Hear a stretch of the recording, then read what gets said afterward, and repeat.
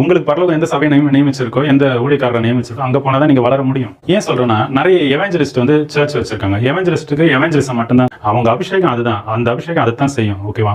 இப்ப நம்ம வளரணும்னா, நம்ம வந்து பூர்ண புருஷர் ஆகிறதுக்கு, நம்ம பூர்ணம் அடைகிறது, அது கிறிஸ்துவனுடைய சாயல பூர்ணம் ஆகிறதுக்கு எபேசியர் 4வது அதிகாரத்தில் அழகா சொல்லியிருக்கோம். நம்ம கிறிஸ்துவனுடைய வளர்ச்சியில பூர்ணம் ஆகிறதுக்கு சிலரை வந்து அப்போஸ்தலராகவும், சிலரை தீர்க்கதரிசியாகவும், சிலரை சுவிசேஷராகவும், சிலரை வந்து மெய்ப்பெரும் போதுவரமா வச்சிருக்காங்க. ஓகே, அப்போ ஒரு மனுஷன் உருவாக்கப்படுறதுக்கு இந்த 5 ஊழியம் தேவைப்படுது. ஓகே, நீங்க ஒரு சபையில இருக்கும்போது, ஓகேவா, அவருக்கு ஒரு அபிஷேகம் தான். இந்த 5ல ஒரு அபிஷேகம் அனைட்டிங் இருக்கும். அதன்படி மட்டும்தான் உங்களுக்கு புரியும். சரியா? சிம்பிளா சொன்னா, நீங்க துதிங்க, ஜெபிங்க, வீட்டில இருந்து கர்த்தரை தேடுங்க. வீட்டில் இருக்கும்போது, நிற்கும்போது, நடக்கும்போது, நீங்க உங்களுக்குள்ள இருந்து நீங்க உங்க ஆத்தும மனவாளரை, உங்க ஆத்தும நேசரை நீங்க தேடுங்க. அவர் காட்டுவார். அது மேபி சின்ன சபையா கூட இருக்கலாம். நீங்க போங்க, அங்க இருந்து உங்களை வந்து வெளியே செய்வார். ஓகே, ஒரு பெரிய ஆலமரமா நிச்சயமா மாற்றுவார். அவருக்கு செவி கொடுங்க, அவருக்கு வழி விடுங்க. அவர் உங்களை